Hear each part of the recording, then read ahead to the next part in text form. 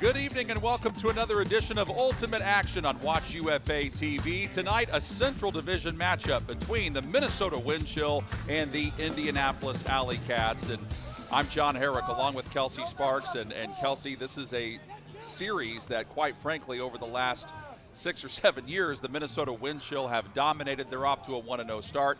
Alleycats trying to bounce back after a tough loss against Madison. Yeah, and it's not just the Alleycats that the Wind Chill have dominated in the Central Division, but they are coming off their third straight Central Division title. Of course, they were the UFA champions in 2024, fell just short last year, losing to Boston in the championship. They want to get back and they want to win with emphasis. Well, let's go ahead and start with them first. What makes this Minnesota team so dangerous?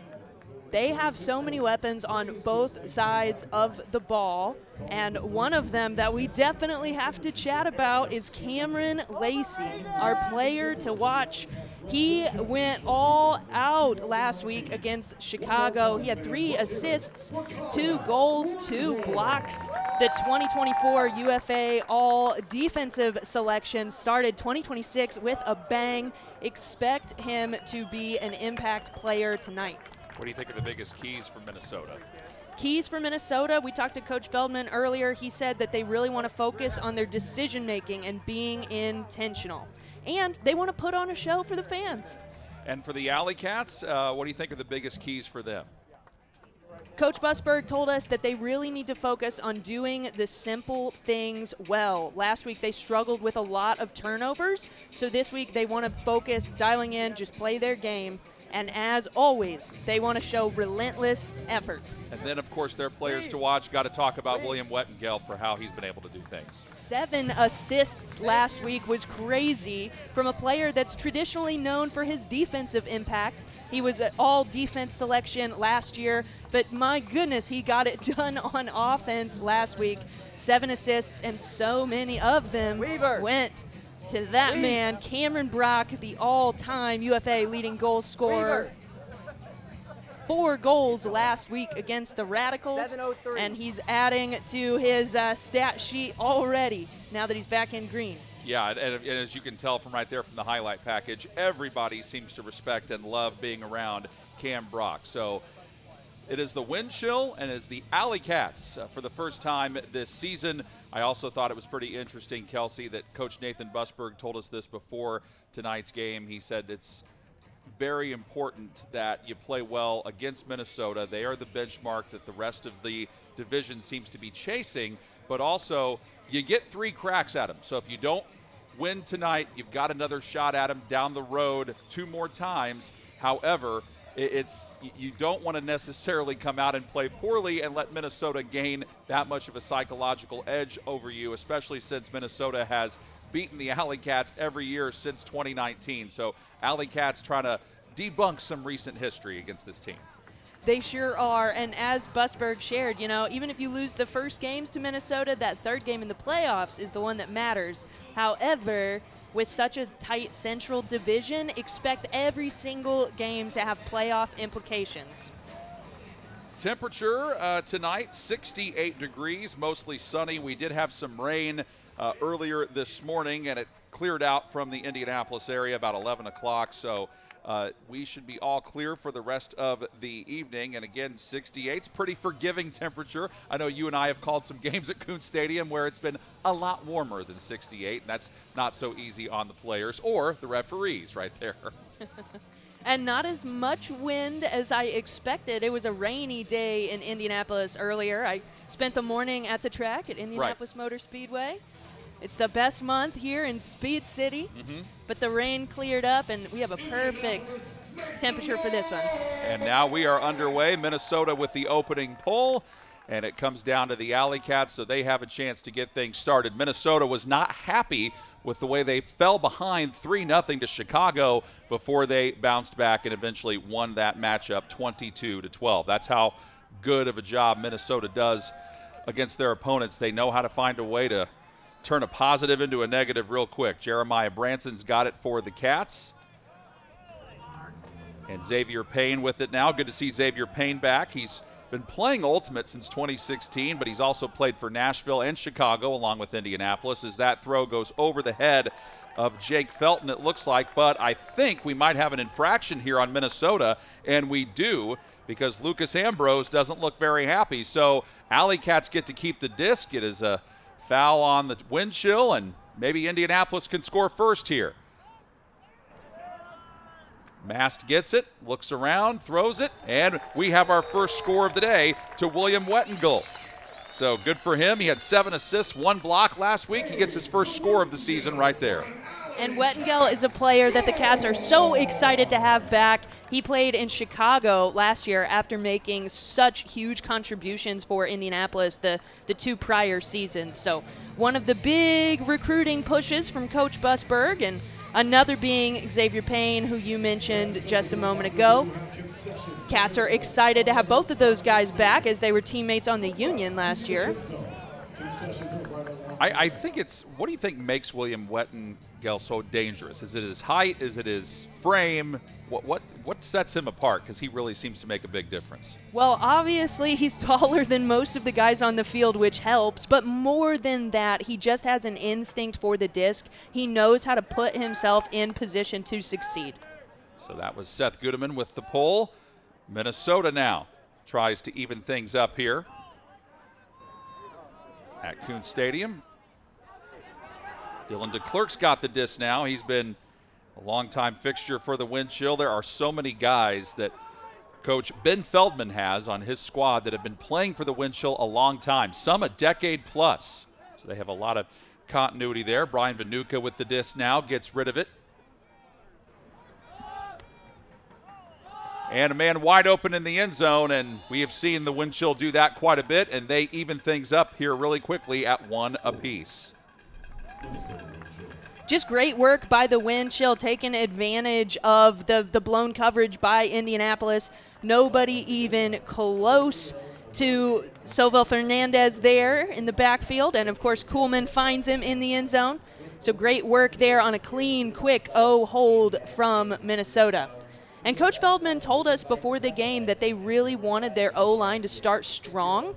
They dropped 3 straight points, not the O-line in particular, but the team dropped 3 straight points to start the game against Chicago last week. And Coach Feldman said they are really tired of that storyline, and they wanted to come out hot tonight. They do it with the quick hold. So Leo Sovell Fernandez, one of the handlers, gets his 2nd goal of the season. He's in his 3rd year with the Cats. With the wind chill, excuse me. Josh Klain with the pull for Minnesota. And that is a very well thrown disc. Back in the Alleycats up quite a ways here. And then Minnesota turns up the defensive intensity. Wettengill comes over to get it. It's like, you know, they say he's 6'3", but man, he plays bigger than 6'3". Jake Felton comes across. Trying to go with the long huck down to Cam Brock, and Brock could not quite catch up to it. I will say it is a bit windy out there. As we showed you the forecast before we got underway, we've had some wind gusts that have been close to 20 miles an hour, and that can make the disc pretty hard to time up. So Cats turn it over. Wind chill try to capitalize. Yeah, with the wind blowing that direction, I felt like I saw it just take off a little bit, just out of Cameron Brock's reach. Minnesota with their first break opportunity of the game. There's the throw by Brett Bergmeyer, but it's taken away by the Cats. Indianapolis needed a defensive stand, and they got it from Xavier Payne. Payne was certainly missed last week, as they needed a handler to run the offense like this. Already getting a turnover, too, to add to it. Cats are excited to have X back. And that was Jeremiah Branson catching the disc, and there was contact made. So mistake there by Minnesota gives the Cats a chance to set up. Jonathan Mass comes out to get it. Mass, previous 9 seasons with Pittsburgh, they call him the human metronome. And he's got it now. And a miscommunication there. It looked like he was looking for Branson, and Branson looked confused about where the disc was going, so it goes into the end zone. Yeah, that's just a miscommunication there. Mass tried to lead him into that space, but probably need to look to reset that and just work it a little bit more. don't want to get into the turnover rhythm that the Alleycats got into last week. They had 5 players with at least 2 turnovers. Zach Morton just caught the disc, and there's the throw to the end zone. Wettengel tries to bat it away, but the wind chill come down with it. And celebrating after making that catch, Christian Johnson. So he's a happy camper there, and Minnesota takes the 2-1 advantage. Justin Burnett with his signature wave there. You'll see him wave to the crowd. Loves to do that when he scores a goal, and he gets the first break of the game for Minnesota. Well, right away, you notice something that Coach Nathan Busberg talked to us about at the start of the evening when he was like, we have to do the little things well. We have to make sure we execute, and I don't know that he's totally thrilled about the way this has started. No, because those turnovers were really execution errors on the Alleycats. The first one, more of an execution error than a process error. The second one, process error. But regardless, you got 2 turnovers from your O-line on that point. So not doing the simple things as well as Coach Busberg would like it on that point. Head coach Ben Feldman goes out to talk to his team from Minnesota. And the Alleycats will put in a different line here to try to get the hold. There's the pull by Christian Johnson. So for Burnett, he just got his 3rd goal of the season for the wind chill, as that one goes out of the end zone. So the Alleycats will get it up at the brick. And Burnett is in his 2nd year with Minnesota. His previous 3 years were with Atlanta. So he's actually one of the guys on this Minnesota team that hasn't been with them very long. A lot of guys 5, 6, 7 years or more. But he's also been around the UFA and knows a lot of the tricks of the trade. That disc may have gotten deflected, but Connor Blaylock's able to come up and get it. Nate Little goes across the field and finds Kai Creed. Creed needs help and gets it in the form of A.B. Gitterman. And Creed looking around, the throw, end zone, and the Alleycats tie it up, and a nice catch by Connor Blaylock. Kai Creed, they've been calling him Unk, John. Unk gets the assist after making his professional debut last week. 2 goals to start off his pro career, and he gets the assist to Blaylock there. And so Blaylock with his first score of the season, and for Kai Creed, an assist from him. So he's originally from Vancouver. Now the Alleycats will get ready to pull. James Pollard looks like he'll be doing the honors there, one of the cutters for the Alleycats. Spent 6 years in Philadelphia, last year with Minnesota, and he did have 1 goal in the tough loss for the Alleycats to the Madison Radicals in week 1 for the Alleycats. This is week 4, oddly enough, for the UFA, even though it's week 2 for Indianapolis. And Pollard is excited to play against his former team. He said, there might be some trash talking, but it's all in good fun, and it's all love between him and his former teammates. Noah Kuhlman comes up to get the disc there. Minnesota on the move. Might get another long score here, and they do. Well, the Hucks are flowing. And this time for Minnesota, it is Greg Cousins, the 5'11 cutter, who's in his 6th year with the wind chill. The wind died down just before that throw went up. That throw's going against the wind. Wind died down at the perfect time, and Cousins able to reel it in. 3 different players for the wind chill have scored. Leah Sovel Fernandez, Justin Burnett, and now Greg Cousins. One thing that I've noticed too over the years, just watching this wind chill organization play, you get a deficit against them, and if they get the lead on you 2 or more, very hard to come back from that. They have certainly been known to go on some runs. Last week, despite starting the game down 0-3, they went on a 15-2 run against Chicago. I don't know that I've seen very many teams in Ultimate do that ever, let alone in alone against Chicago. You know, Chicago's been another one of the more impressive teams in the league, especially in the Central Division. Wettengell's got it for Indianapolis. And Minnesota, they don't leave very many details unturned on the defensive side as they bring up the pressure now. Cam Brock had Zach Morton right in his face. Now here's Branson with it. Risky pass there, nearly taken away, but Xavier Payne's able to get it.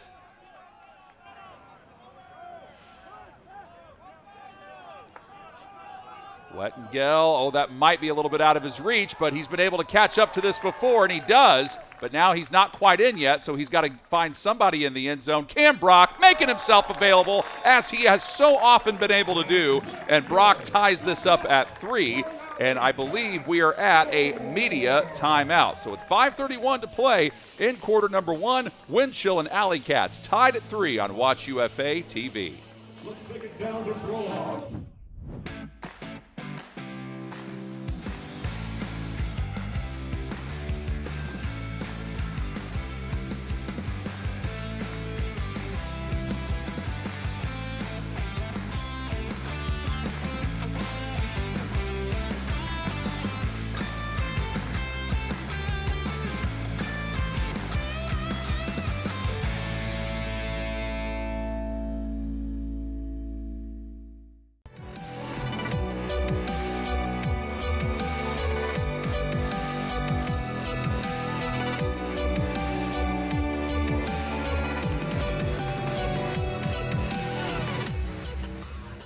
Any key adjustments you'd like to make for the second half? Well, I'm not going to tell you, Evan. Come on, we're so close. But I do want to tell you how we can work together and build towards the results you want. I'm Charlie Hoppes, and I've coached Ultimate for 2 decades at all levels, Including now consulting with your Indianapolis Alleycats. If you're a player, coach, or team at any level, I can help you achieve your goals. Sign up for a free call to see if my services match your needs.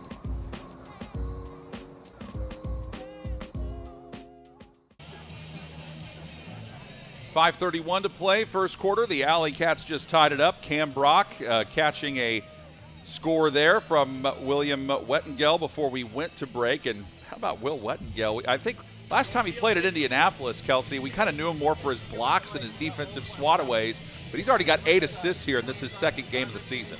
Yeah, early league leader in assists, and I am surprised at how big of an impact he's had on offense. No knock to William, obviously a fantastic player, but like you said, historically known for his defensive prowess, getting it done on both sides of the ball already this season.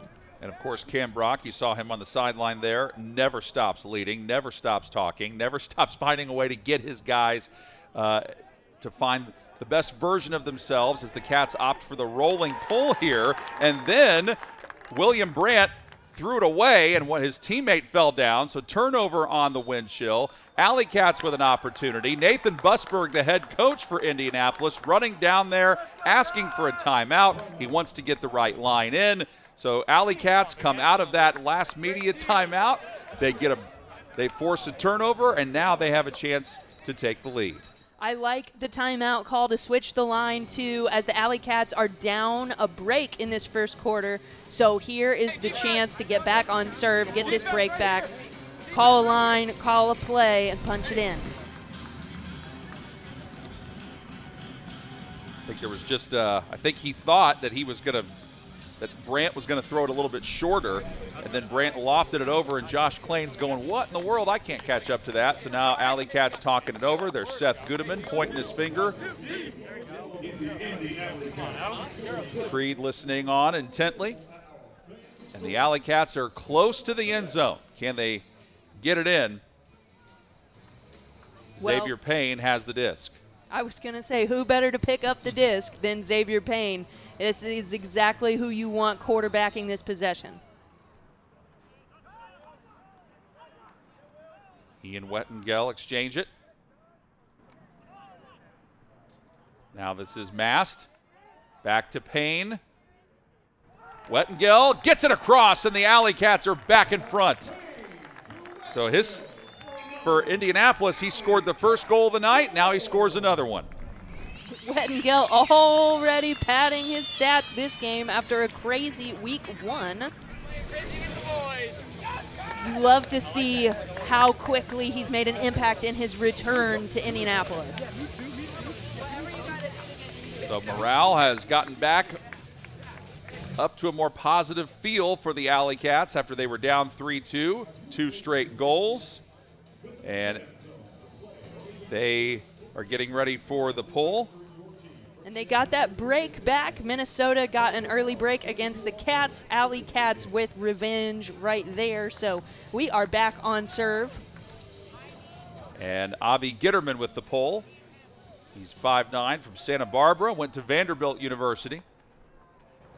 Winchell wasting no time, trying to initiate the offense deep in their own zone. Nice defense there by Connor Concannon.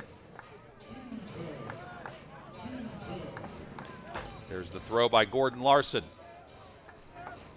Greg Cousins looking around. And now Sobel Fernandez, who's going to draw a lot more attention after what he did earlier in the quarter. Larson looks for help, goes across. Winchell might have their man in the end zone, and they do. And this time it is William Brandt getting free for the score. Good patience there by that Minnesota O-line. There were a couple moments I wondered if they were going for the huck, but I like the short game. They were able to just work it up. A couple strikes there, and they punch it in. There's some talk, Kelsey, this week in the UFA community about if this would be a huck-heavy game. Do you think it's going to end up being that way? We've certainly seen some hucks, but I feel like it's more looking through and being deliberate about it, making sure your guy's open. I don't feel like guys are going to just waste possessions like that. Yeah, and I think that that's an adjustment made after the last games, to be honest with you. I mean, looking at the Alleycats last week, like I said, 5 players with 2 or more turnovers, a lot of them on ill-advised hucks. So I think Coach Busberg had a chat with them about cleaning it up and making sure to throw it to the open receiver.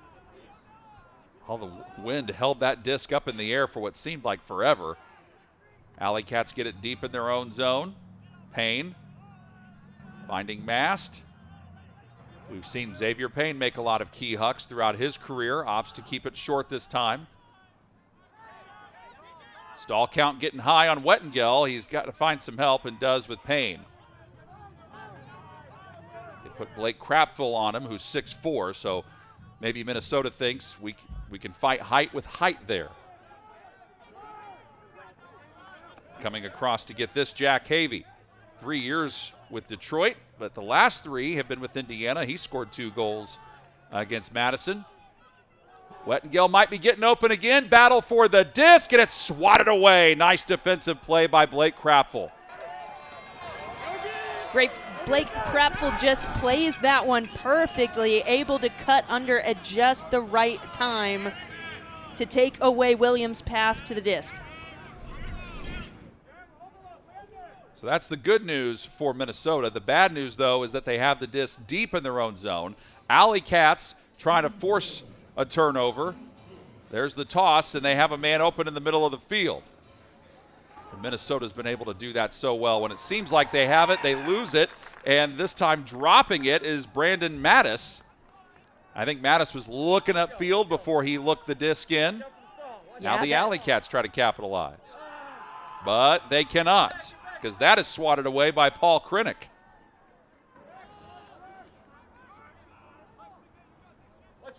Bergmeyer. Now the Alleycat defense chant revamping. Minnesota with a chance to get that lead back in what's been a very competitive first quarter. Noah Hansen to the end zone, got a man open, and the Winchell have retaken the lead. There's that Winchell patience paying off, and it's Zach Morton at 6'4", 180 pounds getting the score. Winchell Nation rejoicing at that. And Minnesota gets another break back after a couple turns on that possession. The wind starting to be a bit more of a factor in this game. Less than 2 minutes to play. Yeah, Brock's going to get a lot of attention. All-time league scorer.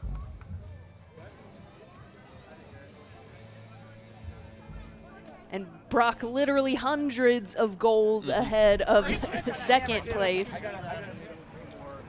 I would argue that his, as Zach Morton, you look at him there, pretty happy camper as he heads back over to the sideline.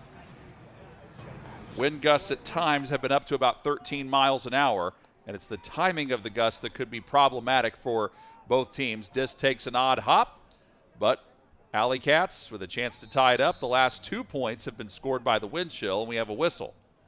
And what do we have? Wind chill pointing Alleycats' direction, so we have an infraction on Indy. So they have to back it up. And you're in dangerous Callahan territory right now against the wind deep in your own end zone. That's why Minnesota's opting to go for a double team here. They really want to put pressure on the Indianapolis handlers. And it works. Swat away perfect by Justin Burnett. Knocks it down. Wind chill a chance to upgrade their lead. Another break opportunity here for Minnesota on the back of Burnett's layout D. And he makes a leaping grab here. What a play by Burnett. And then his patented celebration afterwards. He is making a big impact on this game. Bookends for Burnett after getting that monster layout D. He's the one to punch it in the end zone. And we have that trademark wave that you called out, John. Nate Little was trying to get with him stride for stride, but Burnett has been a force. 2 goals, 4 blocks against Chicago in the opening win of the season for Minnesota. He's in his second year with them, and he has a lot of quickness. It's not easy to guard him. And now the Alleycats, who at one point were up in this contest 4-3, Minnesota has scored 3 in a row as we come near the end of the first quarter.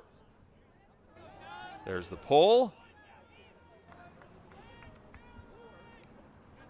And now Xavier Payne tries to initiate things. Branson. Jeremiah Branson looks to the middle, finds Havey. Alleycats dropped to only a 50% hold percentage after getting broken in back-to-back points, so they try to stop the bleeding here.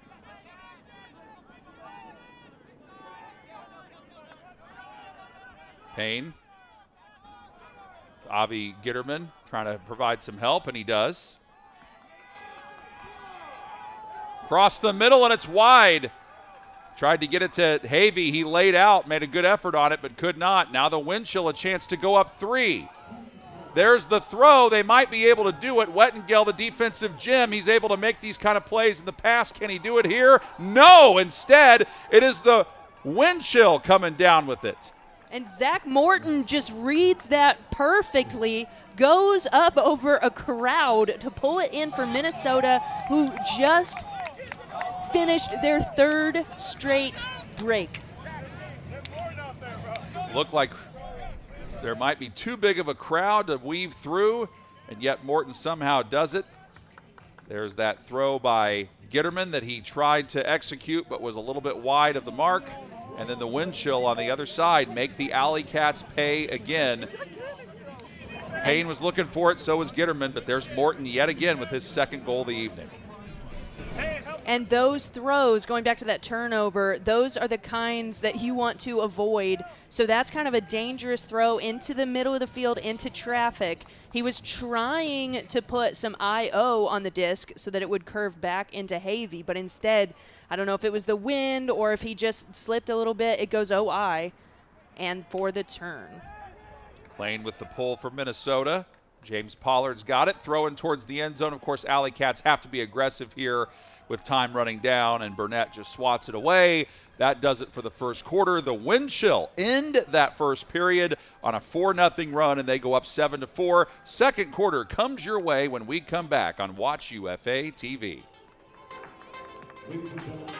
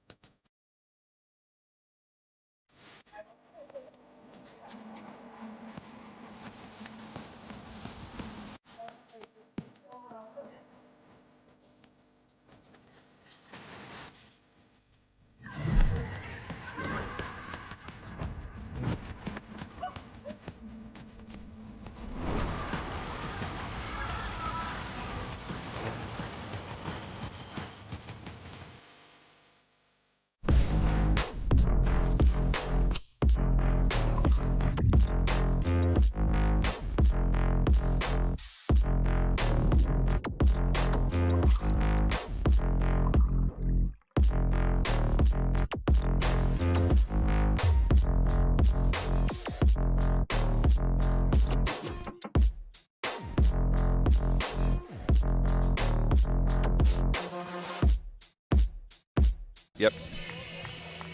Here are some Watch UFA can't miss games coming up. You've got Colorado and New York tomorrow night at 7.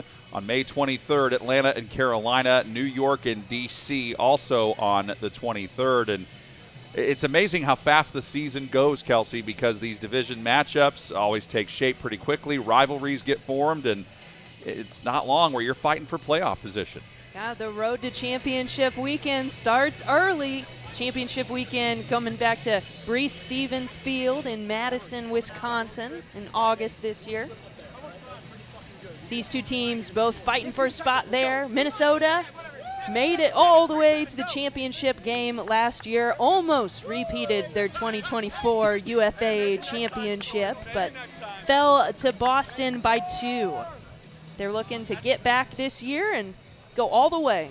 Yeah, one of the guys you saw celebrating there was their head coach, Ben Feldman, who's been around this program a long time and has just great he's such an even-keeled guy, but he also knows how to keep things fun. And I asked him, I said, how are you able to keep so many guys on your roster that have been around here for some of them decade plus? And he said, well, we want to keep people around. It's a point of emphasis. We want guys to stay fit and ready. The poll done by James Pollard of Indianapolis. The Alleycats got the disc first to start the game. So Wind Chill get it to begin the second quarter. Along with Kelsey Sparks, I'm John Herrick. It's great to have you with us from Kuntz Stadium in Indianapolis for more Ultimate action. And an important Central Division matchup here between Minnesota and Indy. Wind Chill out in front, 7-4. And what a nice throw there that they make. And Max Hanscom comes down with it, a big leaping grab. Brian Vanuka, though, his throw low. Did it hit the grass? Yes, it did. So now the Alleycats have an opportunity as Seth Goodeman picks it up. And Connor Concannon able to get a hand on that before it hit the ground just to make sure. Cats with a break chance, if they can come down with this. That disc taking a long time to come down, and it's in the hands of Minnesota. Yeah, look for Hucks that direction to hang in the air as that's against the wind on that right side of your screen. Wind Chill trying to take their biggest lead of the night here. As Klane's got it, looking around and finds a teammate open, and it is Max Hanscom, who already made an impact earlier in this quarter with that long catch. This time he gets it in the end zone, and the Wind Chill are putting on a clinic. And Indianapolis thought they had a break chance there for a second, but not able to capitalize. So Minnesota ends up with the hold on that point.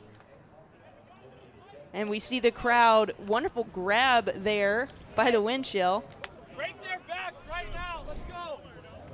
And I think you just heard some of the Wind Chill players awfully confident as confident Max Hanscom comes back over to the sideline. If you didn't hear it, it was break their backs right now.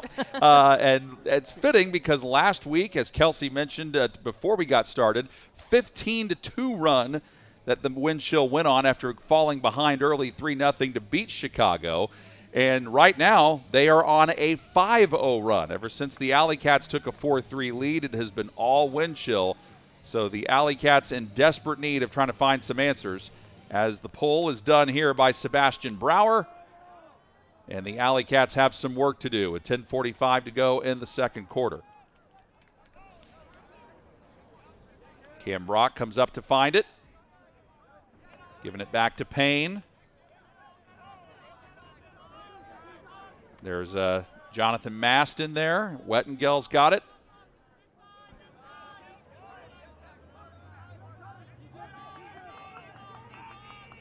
Both sides doing a good job communicating. Let's see how the execution goes. Brock almost fumbled it for a second, but anytime he's near the disc, he's usually Mr. Reliable with it and comes back here. Havey was trapped near the sideline. Alleycats looking for their first win over Minnesota since 2019. All the way back in pre-COVID days. That's how long ago since the Cats were able to come away with the win against Minnesota. But like we said, Yep, plays like that is right why Yeah. Minnesota keeps winning. Right on cue. I was going to say, like we said, it's not just the Alleycats that struggle with the wind chill. The wind chill have really become a force in the Central Division. 3 straight Central Division titles, looking to make it number 4 this year. Paul Krennick has it. Floats it over to Brandon Mattis, one of the cutters they've got, 6'1", 195. Had a block against Chicago. And what do we have here? It looks like some sort of infraction on Minnesota, so they'll have to back the disc up. Another break chance here for Minnesota. Can extend this run they've been on. Last week they went on a 15-2 run. Let's see what this one turns into. This might be a timeout. Yep, it is. It's not quite to the media timeout yet, but it is a Minnesota timeout, and I think that Coach Feldman wants to get the right lineup for him in. So far in this game for Minnesota, 6 blocks to just 3 for Indianapolis. Cats with 8 turnovers, Minnesota with 4 of them. Also completion percentage, advantage Minnesota in that regard. And the Hucks have been a huge part of this game so far, too. Minnesota a perfect 4 of 4 on Huck tries, and the Alleycats are just 1 of 4 on Huck tries. So in just about every key statistical category that can help determine a winner and a loser, right now it is basically Minnesota that is finding all the answers. They really are, and I like the timeout call because if you're Minnesota, before this you still had both your timeouts, only 8 minutes to go in the half. Might as well get the O-line on the field and, to quote their huddle, break their backs now. Yeah, So that's what the wind chill are trying to do. Let's see if they can get the break here. See if Coach Feldman gets the result he is looking for, as Vanuka's got it. Again, one of their longest tenured guys, 10 years with the wind chill. Now Klain. Klain trying to have a clean throw, and does. Nicholas Betch out there defending for the Alleycats. He's wearing number 2 in green. He tries to catch up to the disc there, but wind chill able to convert. Trying to cash in on this break chance. Getting close to the end zone. Betch defending once again. Here comes the double. Less than 8 minutes to play, second quarter. Stall count was getting really high there. Concannon wanted the call. He makes the stall symbol touching his head there. Doesn't get it. Hammer throw, wide open man.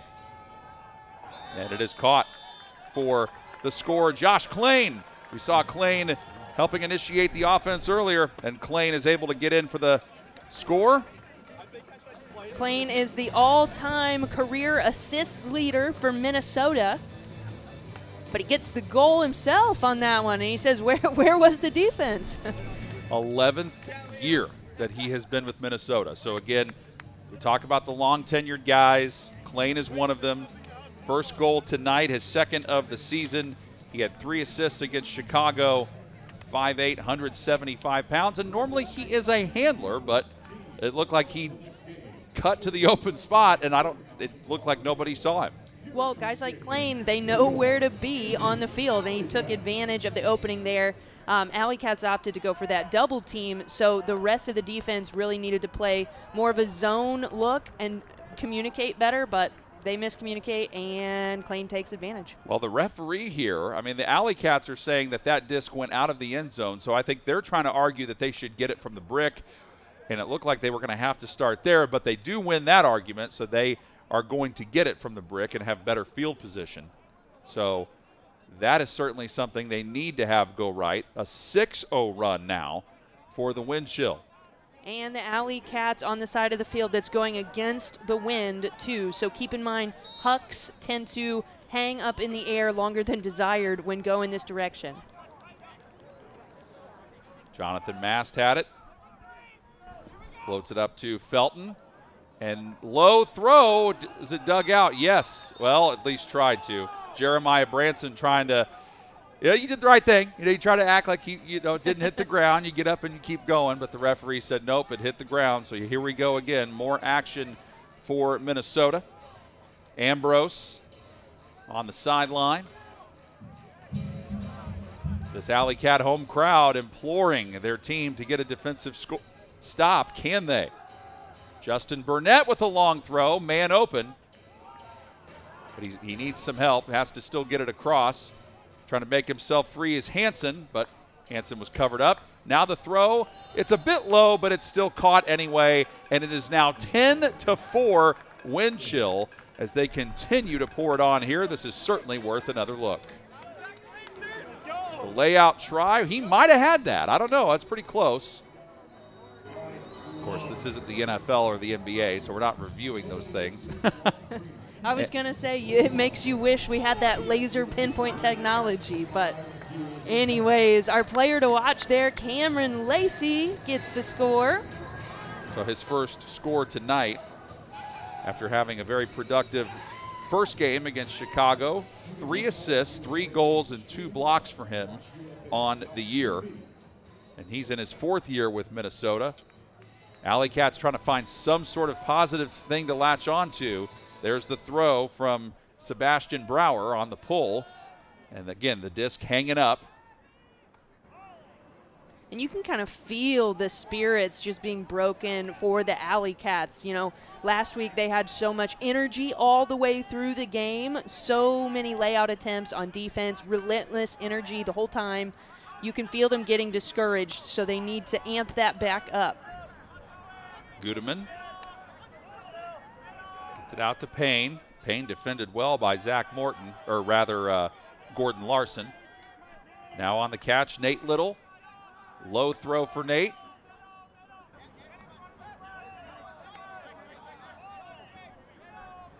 Pollard.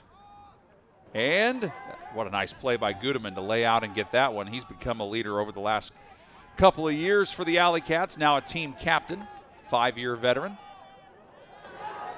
Alleycats getting close here. Crowd starting to feel some energy. Gitterman has it. Gudeman with the catch. And he came close to finding Blaylock, but led him a tad too far. Another chance here for Minnesota. Yeah, that disc just came out wobbly from Gudeman's hands. I don't know if he rushed it or the disc slipped, but regardless, Minnesota with yet another break chance. Brouwer.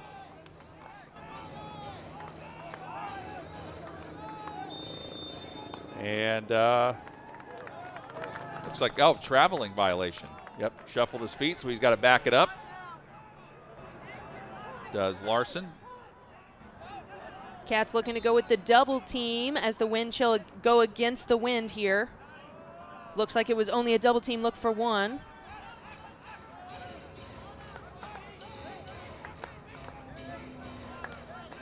Somebody trying to break free and get open, and they do. It is DeClerc. DeClerc with a nice throw and probably an even better catch there by Johnson. And then the disc is deflected. DeClerc comes up with it, and after all that, finds a man open. Did he lead him too far? Nope, led him just the right amount. And boy, the Minnesota wind chill putting on a clinic. It is Brandon Mattis who catches up and gets the score there. Look at all the folks who traveled from Minnesota to come to this game. They are enjoying this 8-0 run the wind chill are on right now. There was the throw by Gudeman that couldn't quite get to Blaylock, and that set up the deflection. Then Blaylock almost got the steal, and it ends up being a Minnesota score, and that takes us to another media timeout inside 4 minutes to play. All wind chill so far on Watch UFA TV.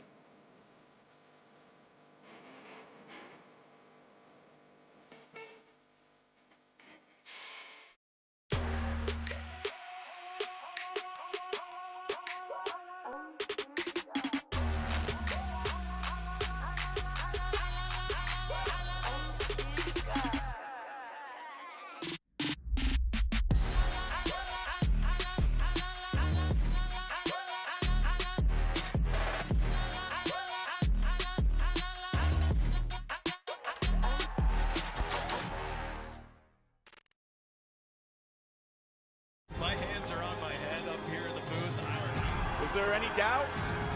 Was there any doubt? Holy smoke! Well, turnovers and hucks have been the big stories of the night so far. Alleycats with 11 turnovers, and it's kind of interesting, Kelsey. Cats just 1 of 4 on hucks. Minnesota 4 of 4. 11 turnovers for Indy, just 4 for the Alleycats. Flip those numbers around, and that's what the score is, only in favor of the wind chill at 11-4. Wind chill really taking advantage of some mistakes by Indianapolis here early. Like you said, 11 turnovers so far in this one, and you just can't let that happen. I had a feeling coming in experience might pay off, and it has paid off for the wind chill. Alleycats try to get back in as much as they can, and the huck try not easy, but the Alleycats do come down with it, and then there's contact after the fact. So Nate Little makes the catch, and the man guarding him, Zach Morton, knew right away, yep, I made contact, didn't mean to, but did. Alleycats might finally be able to break this scoreless streak, but of course Little surrounded and did, well, it's deflected and caught, but what do they have before that? Looks like we got a travel on Little, so gonna back it up and put it back into play here. That actually might not be the worst thing in the world for Indy because that disc looked like it was going to go wide of the mark. Payne's got it into the hands of Mast. Wettengel, he's got it, but he's not quite in yet. Payne is, though, and finally the Alleycats get their much-needed score and their first goal in several minutes, and Xavier Payne, the veteran, gives it to him. Wonderful boxing out here from Little to come down with that disc. Again, it hung up in the air so much longer than you want. And then you've got Payne and Wettengel just getting it done for Indianapolis. Indy needed to stop the bleeding. You see, X doesn't even celebrate. He's just doing his job. He wants to get these guys back into it. Well done by the University of Louisville graduate. X with a big score there, 5'11", but he's 5'11", but he doesn't feel 5'11". He plays taller than that. He commands a lot of space Yes, on he the does. Frisbee field, that's for sure. Veteran leadership just adds so much to the team. Commanding space on the sideline, who you just saw, that's Rowdy, the Indianapolis Indians mascot. AAA baseball team plays its games at Victory Field just down the road from here. And the Indianapolis Clowns are actually playing there tonight. Banana Ball comes back to Victory Field. They play tomorrow as well. Alleycats looking for a key stop and a break chance. Minnesota looking to pad their lead. Sovel Fernandez has it. And leaping out, caught it. Wow, it looked like the Alleycats might have a knockaway, but nope, instead it is Minnesota's Greg Cousins who cuts in for the goal. And Cousins does a great job remaining focused on that point as the Alleycats defender comes flying in. We ask you to sit down. Great focus there to haul the disc in, lock up the score, and get another point for the wind chill. Minnesota's led by as many as 7, Indianapolis by as many as 1. There's a look at the receiving yards for Cousins. And again, another one of the guys that's been with this program a long time. He's in his 6th year.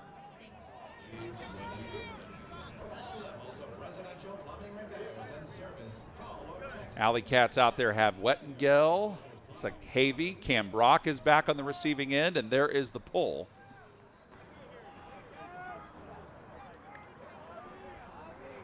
Now Mast has got it with Payne.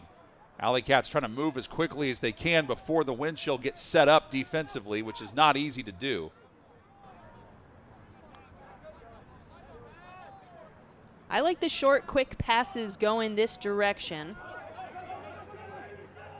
Mast came over to get it. One of the more well-respected players in the UFA, I think, especially as a handler. Previous 9 seasons with Pittsburgh, and he just always seems to find to make himself available. Brock has it with less than 90 seconds to play in the first half.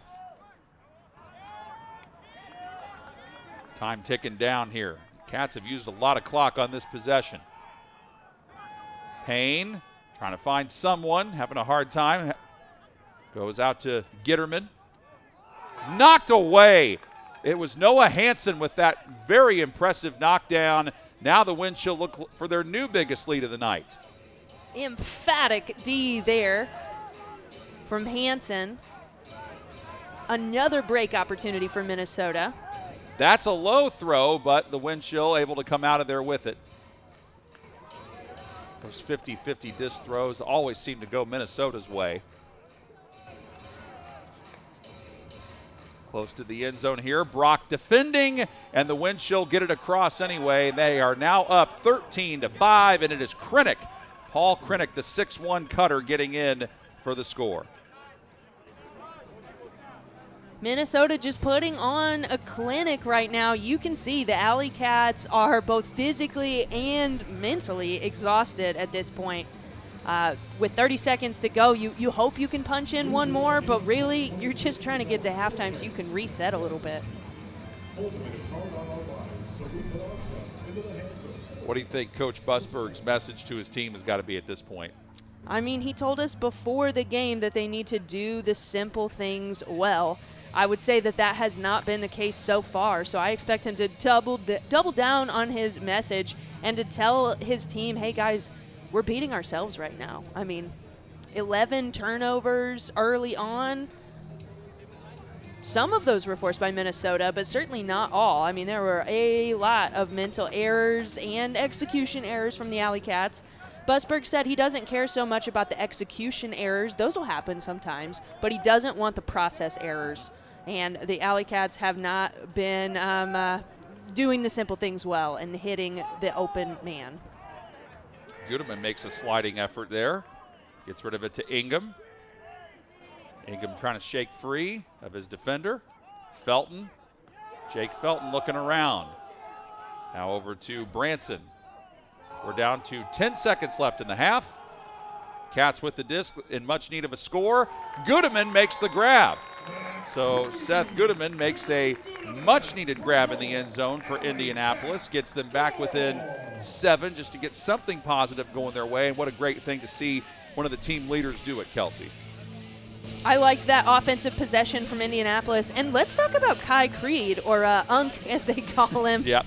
He's a rookie, only in his second game, but I feel like he showed a lot of calm there and didn't force anything, didn't rush it. And you didn't feel that like erratic, nervous energy that you sometimes feel from a rookie. He took a deep breath, delivered the throw to Gudeman, punched it in. And now with 6 seconds to play, probably looking for a big huck from Minnesota. They do have the wind at their back, so that's going to help the disc sail all the way down. Yeah, it's just unfortunate that the turnovers have been this much of a story, Kelsey. I mean, 12 turnovers in this first half. A lot of times over the years, we've seen the Alleycats have 12 turnovers in a game, like in a full game, or if that, or even not reach that. But to have 12 and a half is very un-Alleycat-like. And Minnesota's just, they're too good of a team to have that happen against them, even if, you don't turn it over. When you do turn it over, a powerhouse like the Wind Chill will make things difficult. I mean, you are just not going to win the half with 12 turnovers, especially against a team like Minnesota. Yeah, you're just not. So got to make some really serious adjustments at halftime if the Alleycats want to get back into this one. There's Coach Busberg, who just got done talking to his line. And the man with the pull here looks like it's going to be James Pollard. I think the big thing is, Kelsey, you would go with a good pull here and get your defense down there. Don't give up a deep huck and only go to the locker room down 7 as opposed to 8. There is the huck try by the Wind Chill. 2-1. The clock is at 0, and that's at least a nice way to end it as James Pollard takes it away to deny any opportunity that the Wind Chill would have at halftime. So 13-6 advantage Wind Chill here at the break.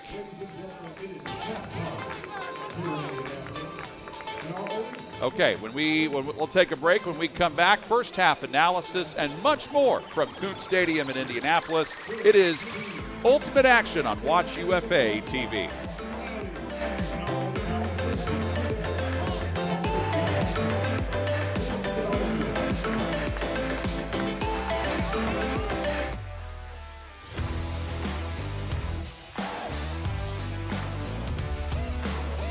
Best damn drink in the world.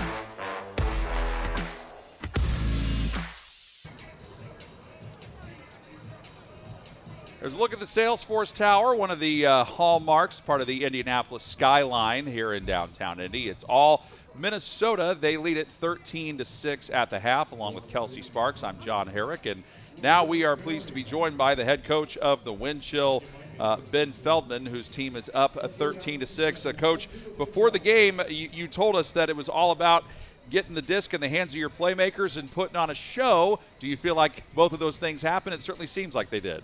Yeah, I'm happy with how we came out today. It's coming on the road. It's not easy to get a jump always in the first quarter. We put a lot of emphasis on that, and I talked about having a bunch of playmakers and putting on a show. I think we made some great highlight plays to get things started, and momentum is carried all the way through the first half. So happy with the offense. They played pretty steady, less maybe a really poor turn position-wise. Other than that, it's been really good, and I've been happy with how we came out of the gates here. So a lot of game left, and we got to keep getting better. Well, Kelsey and I asked you before the game about how you went on that 15-2 run against Chicago. Then you go on an 8-0 run in that first half to help break it open. What was the key for your team in being able to do that? Yeah, when we get on a roll, it's tough. Our two D lines and the pressure in our system is pretty hard to go against, so it's a matter of just getting that momentum going early. And some of the new guys, Justin is just insane, coming out making those plays in the first quarter, and then Ambrose following one up, just lurking in the shadows, getting that under D. So that's why we have those guys here to make those game-changing plays, and we're doing a pretty good job of putting the disc in the end zone after we get them. So I'm happy with that. Coach Feldman, thank you for the time. We appreciate it. I want to say hi to my kids, Riley and Owen at home. I miss you guys. Love you. There you go, Coach Feldman saying hi to his family, who's at home watching, and they are enjoying what they are seeing. And when we come back, we'll give you the first half stats and a lot more as well from Coons Stadium. It is Watch UFA TV. This is the coolest thing I've ever done in my life. This is great. My favorite color is white. Pink or teal. That's why I wear these teal earrings. My favorite color is green. Green. Like anything in the Green. Green, because it's Alleycats color. blue-green realm, like a turquoise. My favorite color is purple. Definitely purple. Blue. Blue. I like there's these protein candies that they're making, and it makes me not feel bad about eating candy, so. Twin snakes. I love the OG Kit Kat. Kit Kats. Kit Kats, Reese's. Payday. They're like Twix bar is my favorite candy. you see them a lot at gas stations and like Walgreens and stuff. Sour Patch Kids, any kind of them.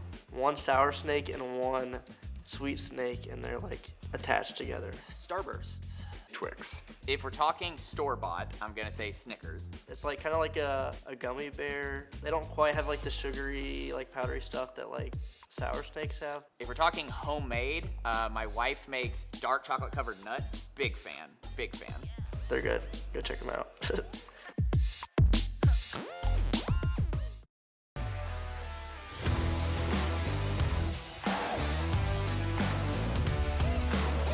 Best damn drink in the world.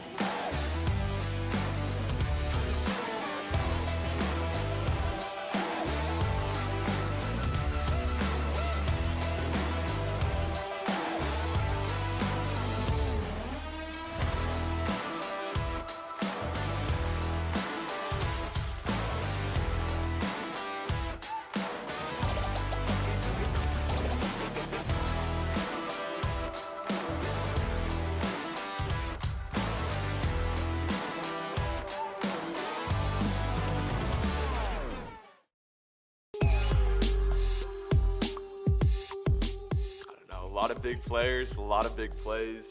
We're gonna do something huge for the league, not only on but off the field. I think there's a lot of good personalities here too, and I'm really excited to bring all these together and cause a storm in the league. Yeah. The offense is going to be fun to watch, super hyped up. Defense is going to score a bunch too, so everything. There's a bunch of incredible players that will bring something new to the table, and that should be exciting.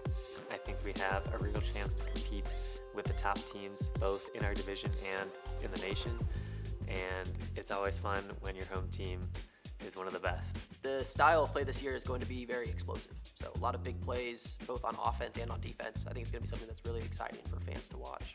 I think we're gonna wear teams down, and I feel like we're really pushing each other at practice. So I'd expect the other teams we're playing to look defeated, and for us to come triumphant. That should be exciting to watch for sure. From everything I've heard with our home games and how we're doing a lot of the events, I think that those are going to be well run, and the game day experience is going to be more than just the game, which itself is going to be a great thing. I think when you have multi-layer enjoyment, it's just going to make the whole thing, you're going to leave and be like, wow, what a weekend. I mean, this is the most talented group we've ever had in Indy, and this isn't to minimize, the contributions of players of the past, but we've never had a full team that's this competitive.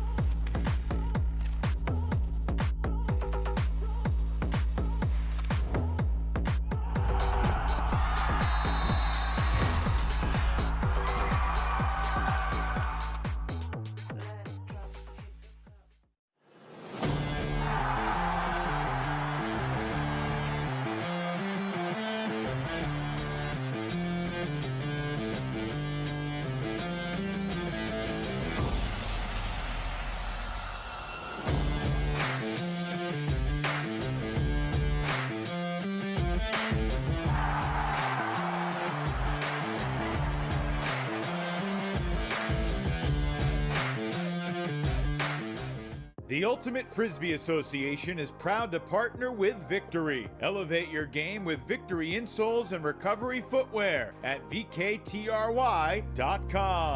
Delta THC Seltzers. No calories, no sugar, no alcohol. Catch life's moments at drinkdelta.com. Two Town Cider House, bringing the best craft cider for everyday celebrations. Find yours at twotownciderhouse.com. And Diskit. Round Net meets Ultimate. Diskit is the must-have portable game for every UFA fan. Get yours at diskitgame.com. Dream vacation spot, honestly, Rimini, Italy. Somewhere in the mountains with no one else around.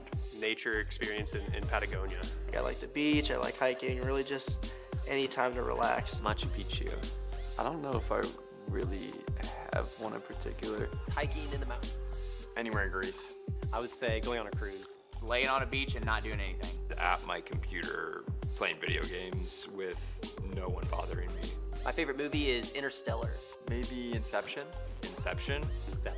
La La Land. The Lord of the Rings trilogy. The James Bond series, so any James Bond movie.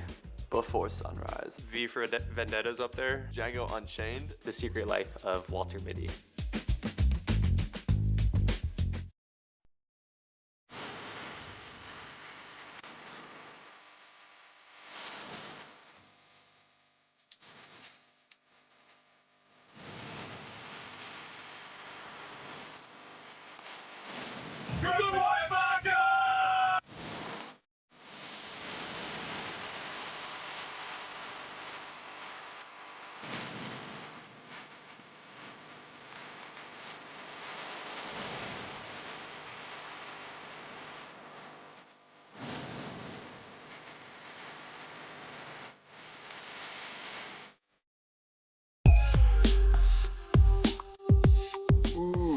Hyena.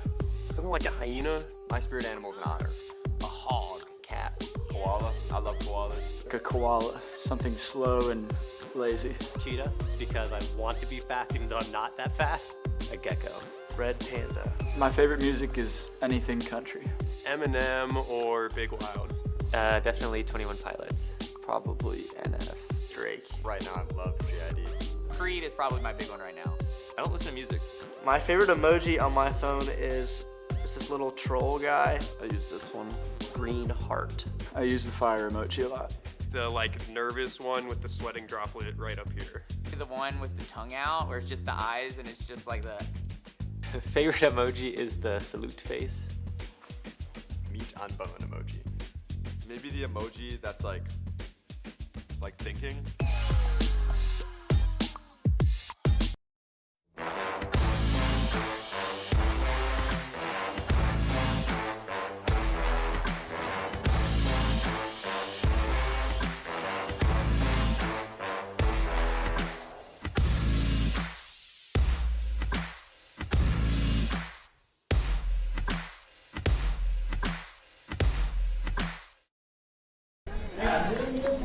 All right, we are back with the ultimate action on WatchUFA.tv. And joining us now is the assistant coach for the Alleycats, Jalen Baumgartner. Jalen, how is morale after half number one?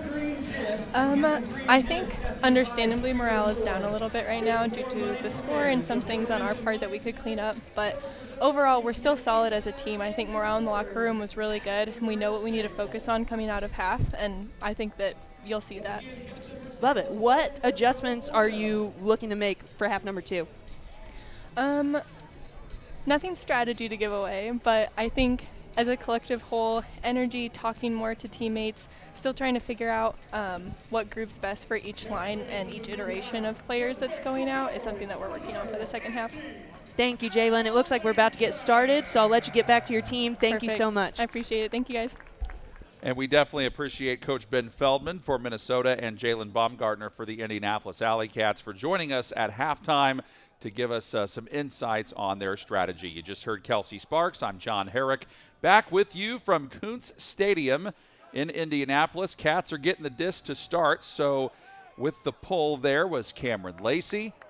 And Alleycats have an uphill battle, but they've got a lot of time to cover some ground and make up for it. We'll see what happens here. They were up 4-3.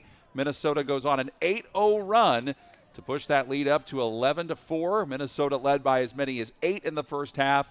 But then the Alleycats, they made a little bit of a run at the end there, but it's just so hard when you get behind against this Minnesota team. They are so tough to come back on. That's why they've been one of the most consistent teams in the UFA. As Cam Brock comes up to get the disc there. Alleycats looking to start this third quarter on a positive note.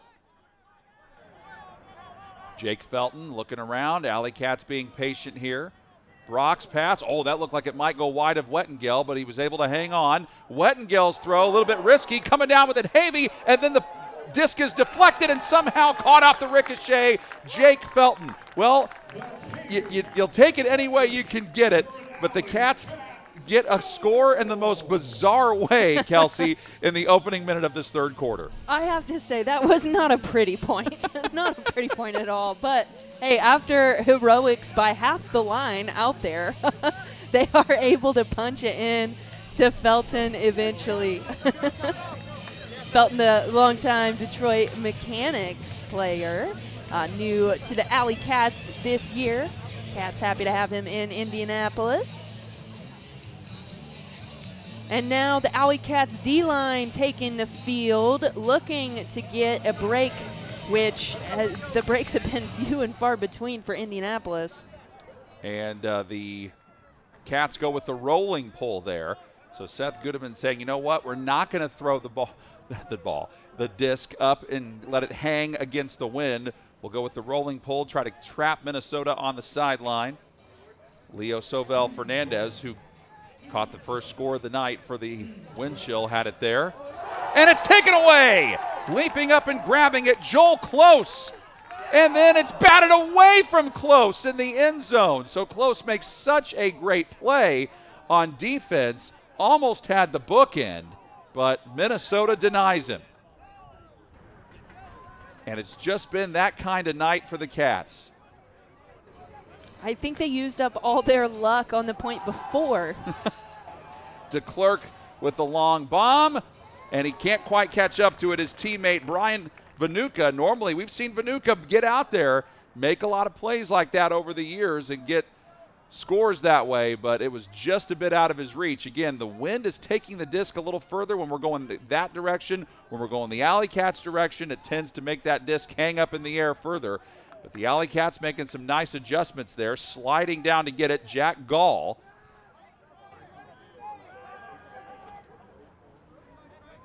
Cats with another break opportunity here. They've only gotten one break so far in this game, so they need to start stringing some breaks together if they want to get back. And Coach Busberg opting to use a timeout here to get the lineup that he is looking for. So we'll see who's coming in. Okay, so Brock. It also looks like James Pollard is entering the fray. We've got Xavier Payne coming out. Jack Havey. Jeremiah Branson is in as well. So is Will Wettengels. And there is Coach Nathan Busberg talking to his team, who's also the general manager. Kelsey, for those people who might be seeing the Alleycats for the first time this year, Coach Busberg talked about implementing a new vision and finding a way to compete. I think that's one of the things that he's been so passionate about. It says compete on the Alleycats jerseys this year, and with good reason. So that's what they're trying to do right now. Yeah, Busberg has really done a fantastic job thus far. All of his players seem to be really bought in to his vision and what he's trying to accomplish here in Indianapolis. I mean, he hit the recruiting game hard. Cameron Brock got a text at 12:01 a.m., the literal first minute that recruiting was allowed in the UFA. And, you know, I hear a rumor that there might be another signing for the Alleycats tomorrow. Well, in the business, that's what we call stay tuned. Because I am intrigued to see that. I've been hearing the same thing you have. You probably know more than me, but we'll keep that under wraps for now. Wettengels got it. Faking like he was going to possibly throw it, but then decided not to. Nifty catch by Mast. Payne across the middle. Caught by Felton. Felton with the hammer toss, might have somebody in the back, and he does. And the Alleycats are within 5, and this time it is Jeremiah Branson coming down with it. Alleycats finally get that elusive break. We're going back in the series there to that D from Joel Close. Jeremiah Branson returning to the Alleycats after a stint in Salt Lake last year. His second goal of the season. Last week he had 3 assists with a block and a goal. So the Alleycats with the start of the third quarter that they needed to have. They came in down 7, down by as many as 8 in the first half.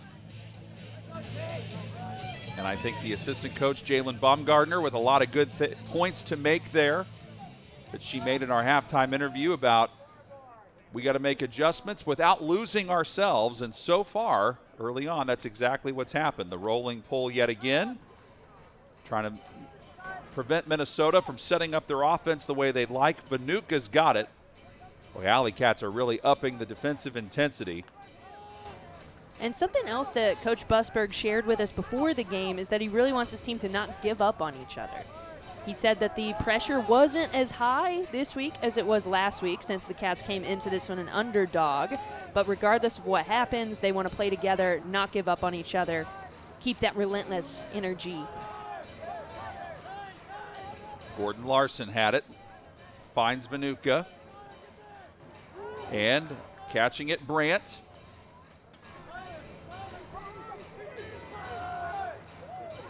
And back to Cousins. Brandt playing catch now with Klain. Klain looking for some help. The throw.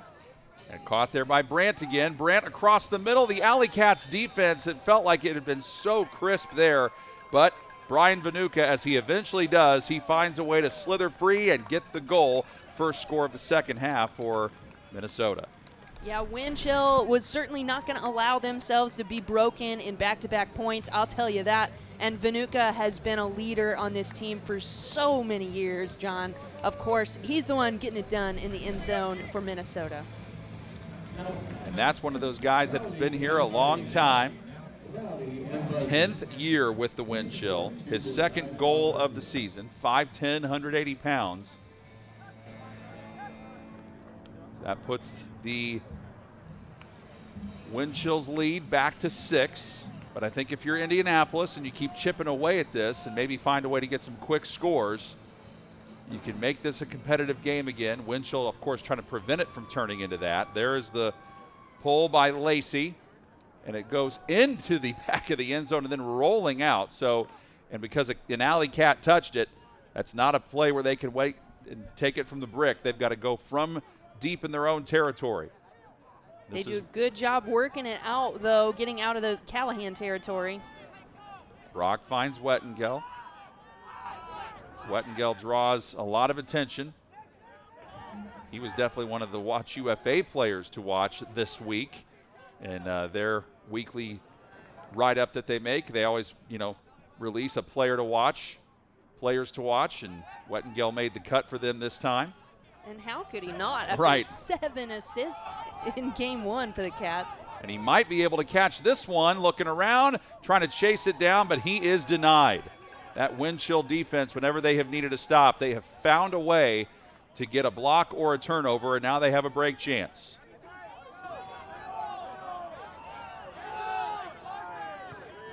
Alleycat players on the sideline trying to cheer on their team to a defensive stop.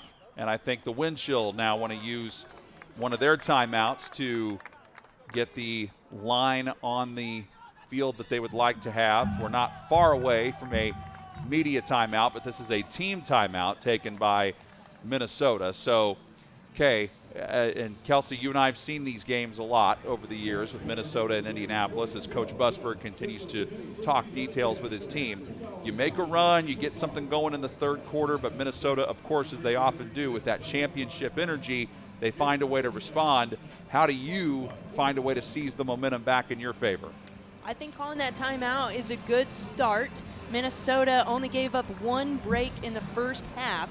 They just gave up a break in the second half. So they definitely don't want to let the Alleycats string any breaks together. This gives the wind chill, though, a chance to get a break back. So putting on the O-line here, Minnesota's coming out, going to call a play and try to get something done. Looks like they're lining up with 4 handlers back, so look for the play to initiate in the backfield here. Defensively, Cats have Kai Creed. They've got Avi Gitterman out there.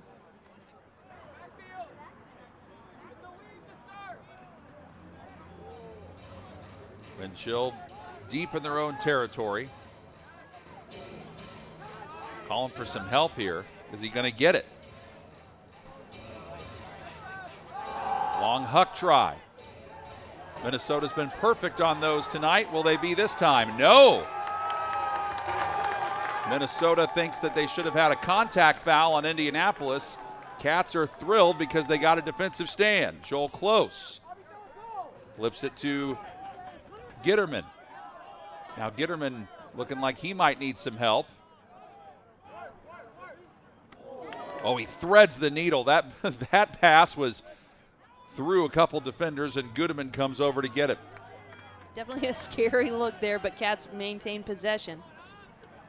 Gitterman able to chase it down, floating it toward the end zone. Wide open man, and the Cats get a much-needed score, and Cat Nation is on its feet now here at Coots Stadium. And getting it this time is Jason Kemp, one of their cutters who's in his 4th year with Indianapolis, and he's one of the captains. And Jason has been such a great defender for the Alleycats over the past couple seasons. You know, last year he even had a game with 7 blocks in 1 game. I love seeing him get more involved with the offense once that D-line gets the turnover. That's something that he has really grown in over the past 2 seasons especially. So love seeing him get the score there. And he got a pretty good ovation, too, when he was introduced, because all the players get introduced by the public address announcer before the game. And Kemp is turning himself into a fan favorite. I bet if we look at the fan jerseys in the crowd, I bet Camp has the most people wearing his jersey here. He has quite the cheering squad. Logan and Sam, give a round of applause. Coach Busberg going out there to talk to his team for a little bit. Very delicate part of the game here tonight, Kelsey. Because now it was at one point an 8-point game. Now you're only down by 5. I think if you get to within 3 or possibly 2 by the end of the third quarter, you've got yourself a very interesting tight finish to the end here. It does seem like the Alleycats have new life coming out of halftime. They were looking pretty defeated as that first half wound down, but now you have it back within 5. Yeah, if you can just get, let's call it 2 more breaks here before the end of the third, you're really not in a bad spot heading into quarter number 4. James Pollard has the disc and looks like he'll execute the pull. Now, the last couple times the Alleycats have gone with the rolling pull. See if they do that again or if they decide to go with the deep one. It's hard to say it hasn't really worked because it kind of has, but they opt to go with the deep one. Trying to pin Minnesota back a long ways in their own territory. So far in this third quarter, the Alleycats have outscored the Wind Chill 3-1. Still a lot of time to play. Reaching up to get that. Lacey, now he goes for the deep huck try. Might be a tad too long, and it is. Hard to see on that direction. Normally when you're throwing it this way, the wind has pushed it back in. Not this time. And now we have, well, we see one of the owners of the Alleycats down there, Derek Toes, going, what in the world? He wants a call to go in favor of his team. Looked like there might have been contact there after Pollard picked the disc up, but nonetheless, we're back in play. Alleycats with that break chance that we just talked about, and the crowd starting to chant for him too. Chasing this one down. Sam Ingham trying to get there a little bit too long for him. Wind just took that one. I mean, going that direction, it's going to sail further than planned. We've seen Sam make some really heroic grabs before, but that one was out of reach.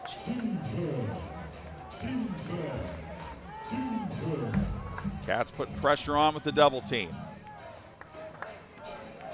Klain looking for some help. Plays catch with Bergmeyer. Gets it back.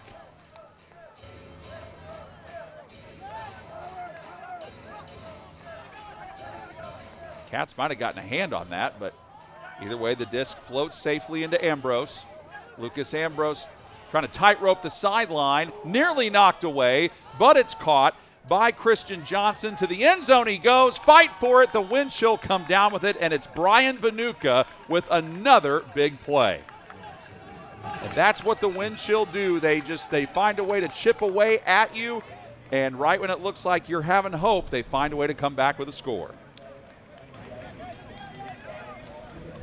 Yeah, if you are the Alleycats, you have to take advantage of those break opportunities because they're few and far between, and Minnesota is not going to give you multiple chances on 1 point. You got the turn one time, but hey, that man, Brian Vanuka, he's not gonna let you get turn number 2. Nicholas Betch flew down there to try to catch up to the disc, and it was just a bit out of reach. Now the Alleycats talking things over, regrouping with their head coach, Nathan Busberg. You've got Connor Blaylock in that frame. Seth Goodman standing there. Kai Creed as well. Unk. And there's the pull by Minnesota. Alleycats looking to beat the Wind Chill for the first time since 2019. It has been a long time. Minnesota's won 11 straight in the series.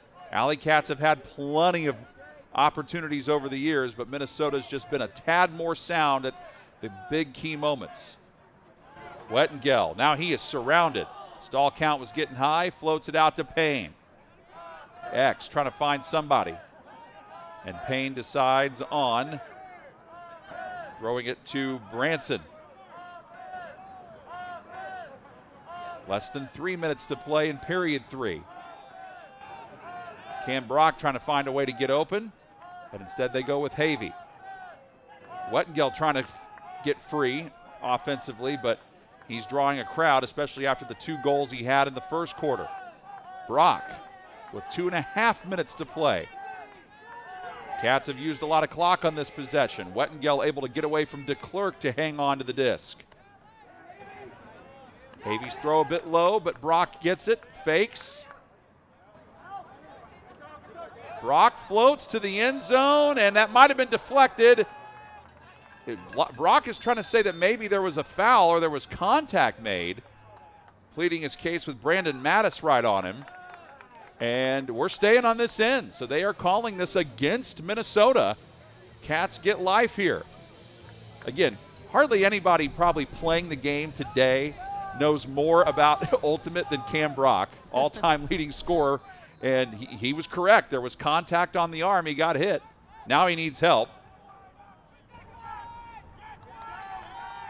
Felton to the end zone. There's his man. Wettengel in once more. And the Cats are within 5. Not done yet. Felton just fires that in. Absolute laser of a shot to Wettengel, but perfectly placed. Alleycats keep it within that 5-point margin.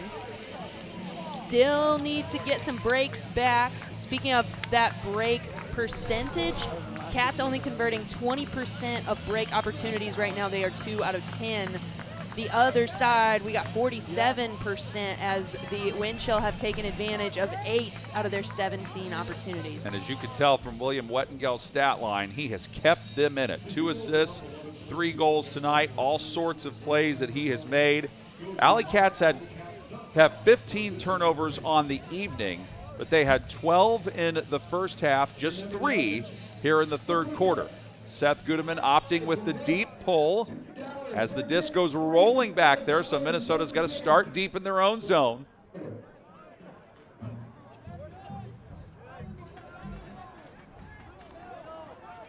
Feels like Alleycats have been playing pretty intense person defense here, Kelsey, in the second half. Yeah, have not seen a whole lot of zone, but honestly, it's been working out. The second half defense looks a lot better from the Alleycats than half number 1. 90 seconds left in the third quarter. Oh, that had Callahan written all over it for a second. Joel Close, what a spark he has provided the Alleycats here in the third quarter. Who's going to get open for Minnesota? They're having trouble answering that question right now. Vanuka. He goes with a huck. Close trying to get down there. Joel Close times it up just right and knocks it down. Beautiful play from Joel Close. He gets under the disc before his defender boxes out. But now what do we have? Okay, we have an injured Alleycat, or an Alleycat that's shaken up. Xavier Payne comes back out onto the field because he is replacing what looks like to be, I think it's Nate Little. Yeah, you certainly hope that Little is okay. He is limping over to the trainer table, so hopefully he's all right. But Xavier Payne goes in for him. Close. Alleycats breathing signs of life here. Less than a minute to go. Man, a score here by Indy would be massive. Huge break opportunity, and they need it. Looking for their third break of the game. Gall to Payne. And what do we have? A whistle. Traveling violation on Indianapolis. And Payne is going, wait, me? So that's going to back the disc up.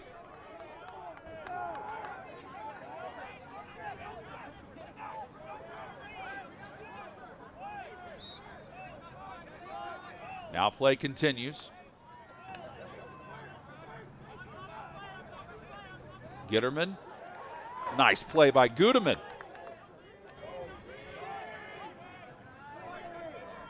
.20 seconds left in the third quarter. High throw towards the end zone. Goodeman able to get back there. Did he catch it? No, just out of his reach. And again, like Kelsey said, the wind has been doing weird things to the disc when it gets on that side of the field. Minnesota knows they can just let the clock run out, but at least the Cats make some progress. They outscore Minnesota in that third quarter 4-2, and we head to what should be a very entertaining fourth quarter coming up on the other side of this timeout on Watch UFA TV. Captains, if you got a disc for Go for Go, come on.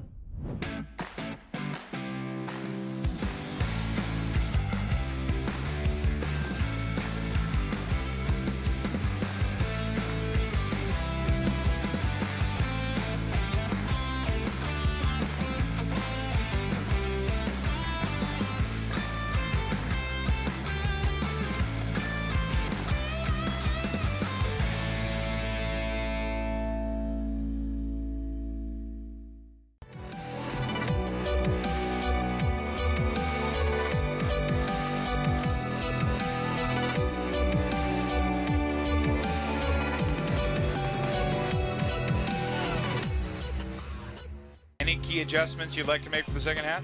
Well, I'm not going to tell you, Evan. Come on, we're so close. But I do want to tell you how we can work together and build towards the results you want. I'm Charlie Hoppus, and I've coached Ultimate for 2 decades at all levels, including now consulting with your Indianapolis Alleycats. If you're a player, coach, or team at any level, I can help you achieve your goals. Sign up for a free call to see if my services match your needs.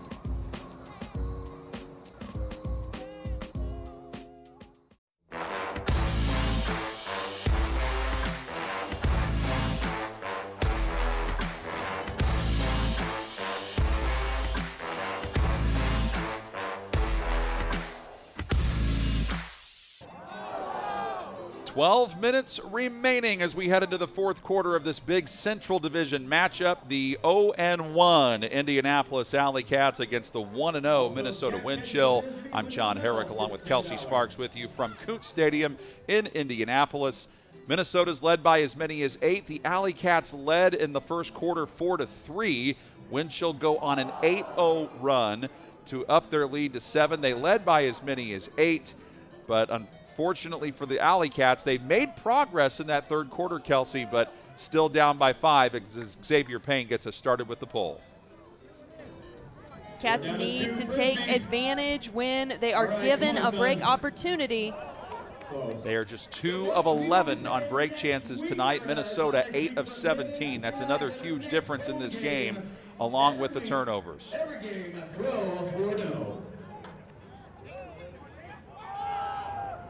Vanuka trying to get open. He scored both of the goals in that third quarter for Minnesota. This time he floats one beautifully into the hands of William Brandt, and that did not take long at all for one of the premier teams in the UFA. And you can see the chemistry there between Brandt and Vanuka. As soon as Brian caught that disc, he throws open Brandt, no hesitation. Perfectly placed throw where only Brandt could get to it. Love to see the chemistry there by the long-time Wind Chill players. As you can tell, they're his second goal of the night. Brandt has been with Minnesota for 6 years now. This is year number 6, 6'4", 195 pounds. Some of the longer tenured guys, you've got him, you've got Vanuka. Paul Krennic's been there 6 years. Sebastian Brower, 5. Gordon Larson, 5. Josh Klain, 11th. And Brandon Mattis, 12 years. So a lot of credit goes to Ben Feldman and what he has been able to build there. And they make this road trip, and then they've got to go to Chicago tomorrow. So their first game of the season was on May 2nd, and then 13 days between that game and this game, and then they got to go back on the road and play the Chicago Union tomorrow. So, and then they get a bit of a break for that. And there's the Alleycats trying to figure out a way to see if they can come back in this one. But they are running out of time, a 6-point lead for Minnesota. That is tough to overcome.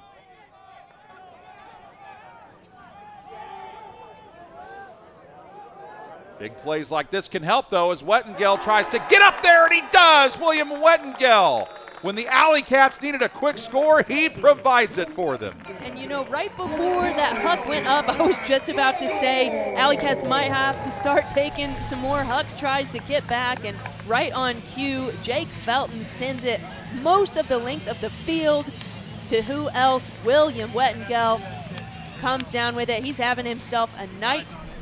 3 goals, a block, and 2 assists so far for Wettengel. Well, and the Alleycats with just their second huck conversion of the night, too. We mentioned that.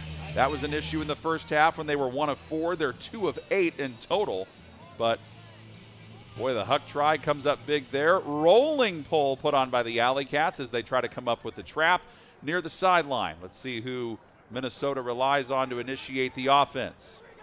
And you know, not just the trap here, but also this stops Minnesota from wasting time in the backfield further back. Cats able to set their defense early. And that was nearly deflected, but somehow caught. Wow.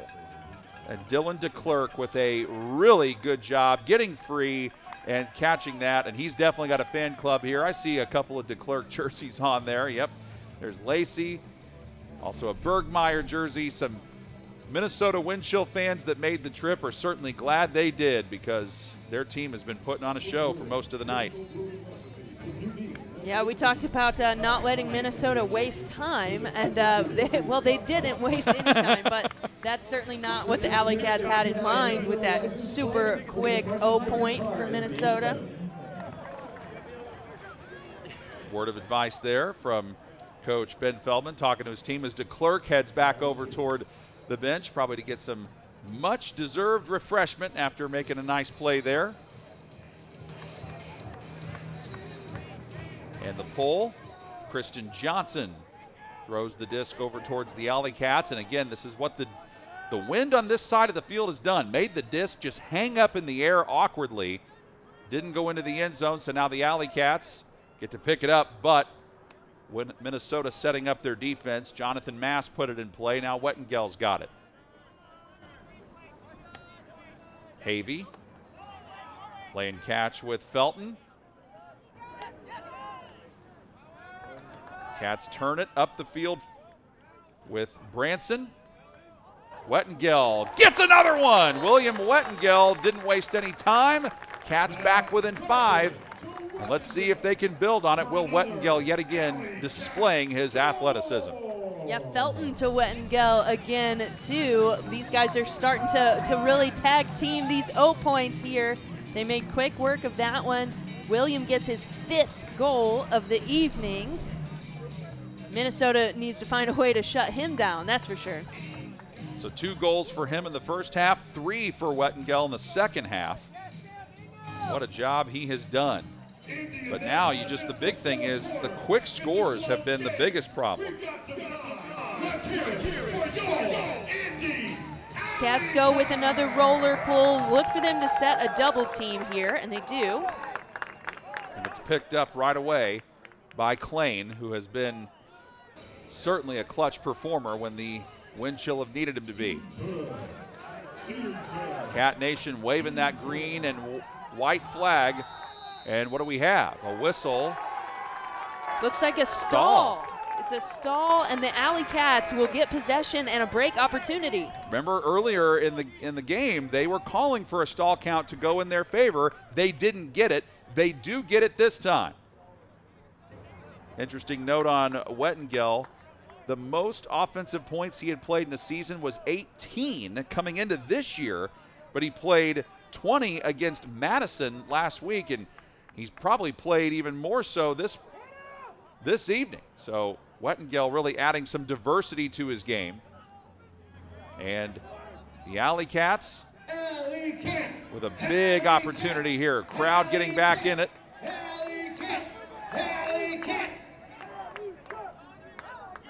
Kai Creed has it. Now in the hands of Kemp. Good to see Little back out there. Remember, he got banged up earlier in this half. Little was calling for it, and was it deflected? What do we have? We might have a foul here. Nope, we don't. Cats were calling for one. They don't get it. And instead, the disc returns to the possession of the wind chill. See, that's exactly the kind of opportunity that you have to take advantage of if you're Indianapolis. Only converting 14% of break opportunities now, just 2 this game.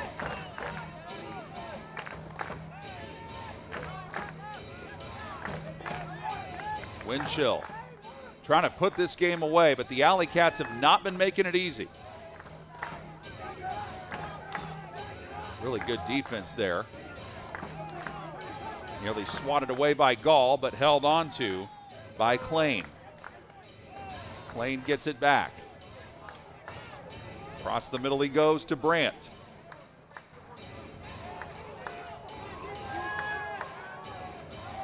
Brandt gets it back. Looking for the end zone, couldn't find anybody open there.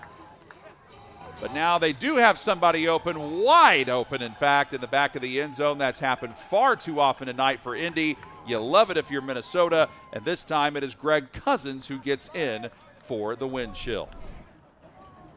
Cousins with his 3rd goal of the evening, and on at least 2 of them, he's been wide open just like that. He's done a great job taking advantage of the space being left by the Alleycats defenders. He knows just where to be. A little more of his numbers tonight. 92 throwing yards, 128 on the receiving side. So Cousins really starting off his 6th year with Minnesota very, very well. Alleycats on the other side getting ready to send back out. They've got Wettengel out there on the field. They've got Cam Brock, Payne as well, and now the wind chill go with the rolling pole. Brock saying, you know what, I'm going to get rid of this quickly. I'm not going to let you set your double team. Mast.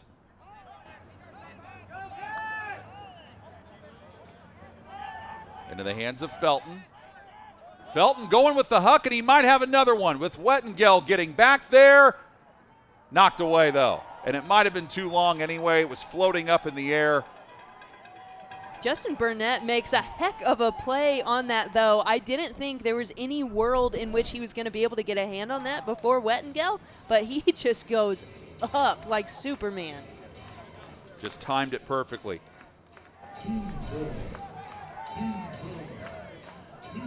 Alleycats need stops and scores, and they need them in the fastest way possible. But that's pretty hard to get against Minnesota. And they play catch up the field. Bergmeyer ends back up with it.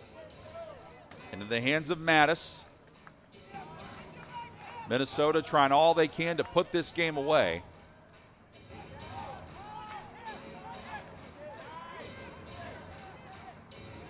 Using as much of the clock as they can. Wettengel playing some defense here. Now Bergmeyer. We're just about at the midway point of the 4th quarter.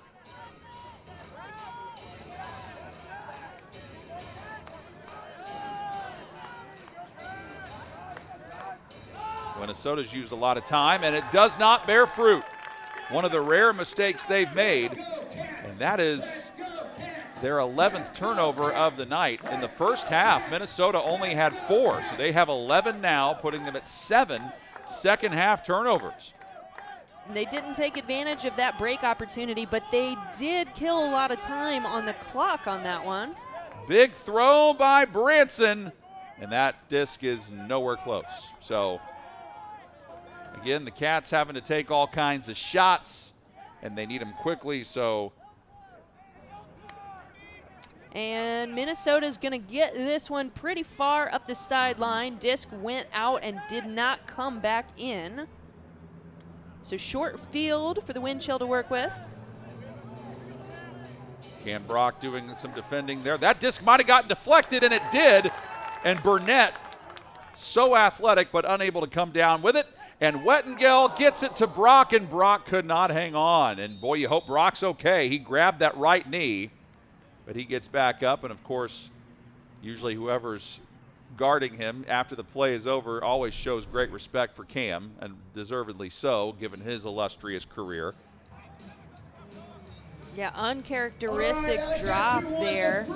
You have to wonder if that that hamstring twinge or whatever happened played into it. Right. But he stays on the field. And also, you wonder if there was something going on with his hand too, because he did shake his hand a little bit. Referee's taking a while here. And it looks like I think they were wondering if there was an injury for him. But Cam's using this time, I guess, to come out, probably to take a. But Minnesota gets a chance to substitute here. There's Cam looking at that hand of his again. James Pollard came in. Pollard comes back in there and almost knocked the disc away. Bergmeyer. Low throw.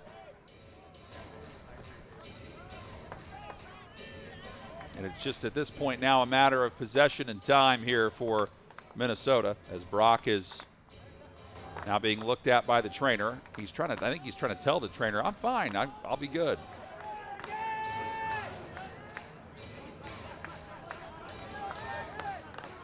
This is Lacey who's got it. Minnesota not in any rush here, as they'd love to just run the clock out as much as possible on this possession. Well, they were called for a stall count mistake earlier that led to a turnover, and that's just not something that happens to Minnesota very often. So they're just doing everything they can to keep that stall count in their favor as they work their way out of it with Bergmeyer again. Now into the hands of Noah Kuhlman. Last two times they've had the disc, they've used up almost 2 minutes of clock, and that nets the result they are looking for exactly, with Burnett getting in once more. And the Cats, I got to tell you, Kelsey, they just look exhausted at this point. They really do. Both physically and mentally at this point. The wind chill have just put on a clinic. Burnett with his signature wave again, and this time it almost feels like he's waving goodbye to the crowd. Stay with us at the end of this one. Another look at Burnett's score, which he, of course, revels in, and deservedly so. We'll have a player interview and I think a coach's interview as well. We'll have a lot to get to in our postgame, so stick around for that. And, of course, stick with Watch UFA TV all season long.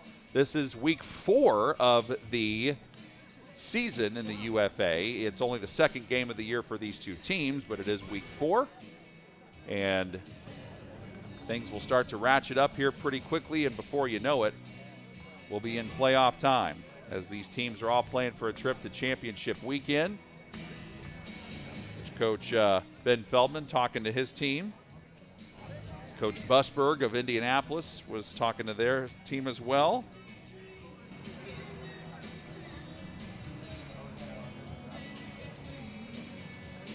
Minnesota D-line coming out, trying to get another break, as they have had 9 this evening, really taking advantage of the 20 turnovers from Indianapolis on the night.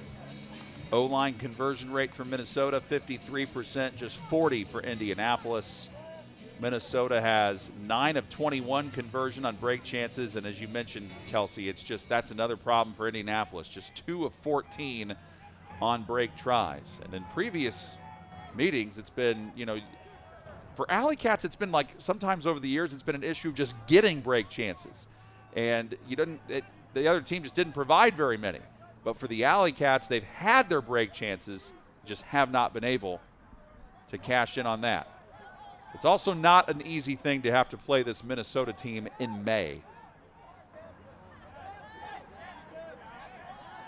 One thing that the Alleycats might be missing is just depth in that D-line handler position. A lot of those failed opportunities have come on errant throws. So if they could get somebody to step up and be more of a leader in that space, it'll play well for them. I think they're calling that pass there an incomplete one. Yep. Referee says it was incomplete, and Goodeman didn't quite make the catch cleanly. So Minnesota gets possession on yet another break chance.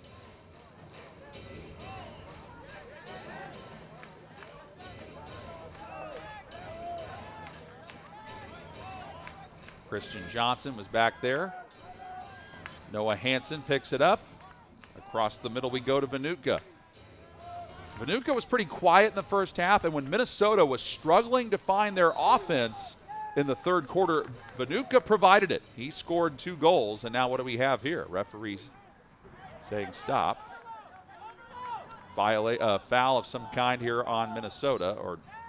And then a errant throw that Seth Goodman takes advantage of and steals it.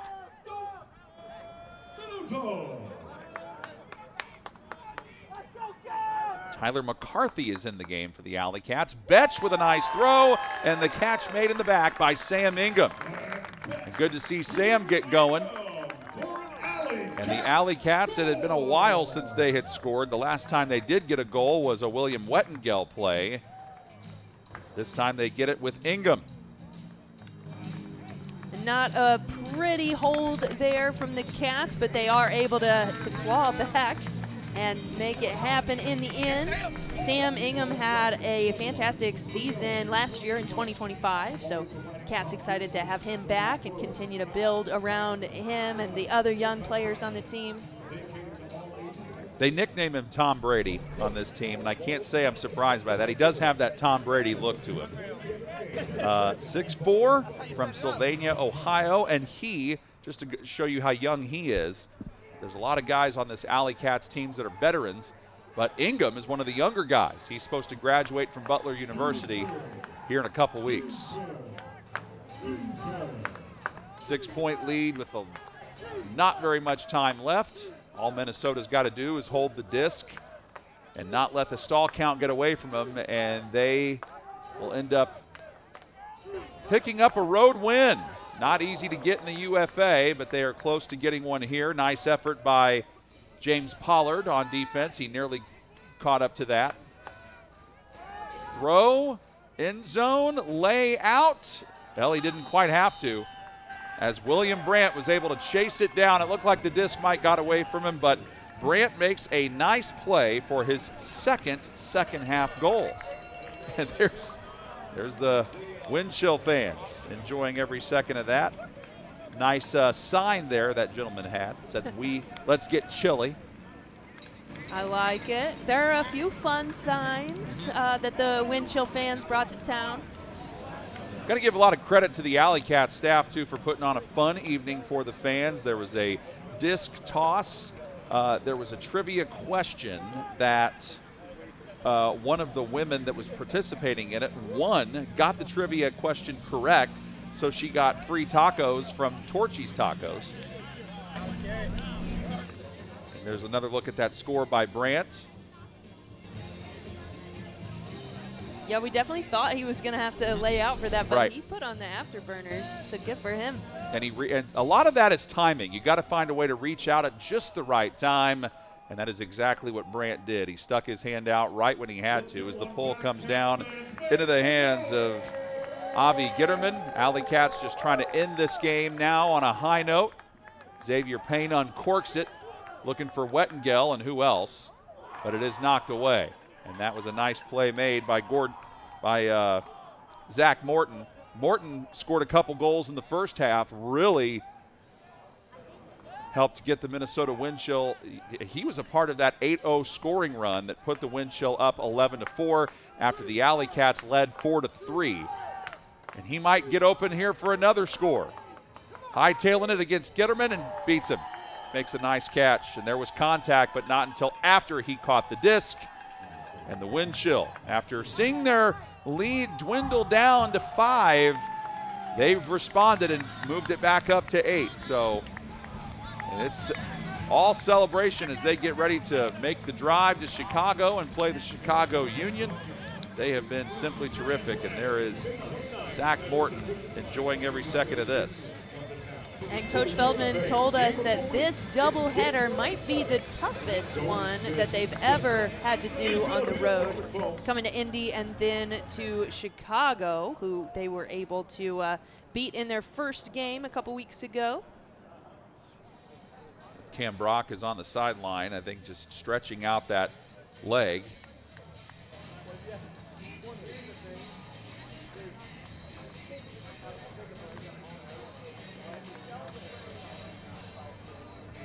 Props to the Alleycat staff as well for the song choices tonight. Pinball Wizard. Every time the Cats scored, they've Cat Scratch Fever from Ted Nugent. And a little bit about who the Cats have next. They will be against Chicago. They play the Chicago Union coming up here in 2 weeks from today. Long throw, nearly caught, and that's just, again, normally if it hits an Alleycat's hands like that, they are able to catch it. Good effort by Jake Felton. He doesn't drop very many of those, and that takes us to the end of this one. Minnesota goes to 2-0 on the season, and they're off to a fantastic start with wins over Chicago and Indianapolis. They win it 21-13. Our post-game coverage from Kuntz Stadium will come up when we return in a moment. You are watching Ultimate Action on Watch UFA TV.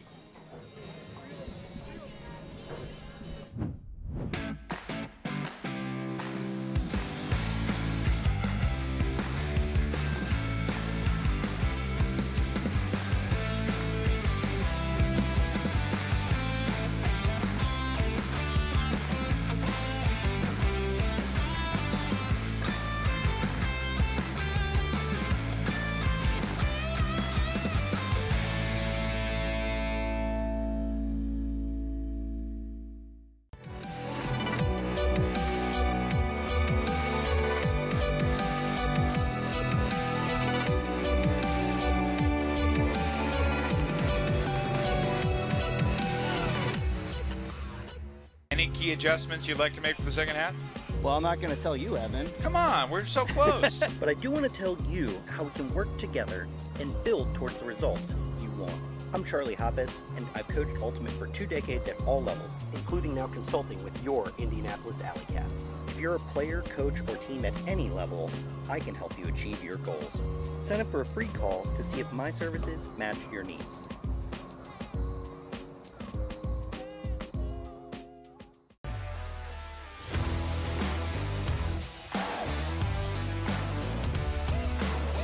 Best damn drink in the world.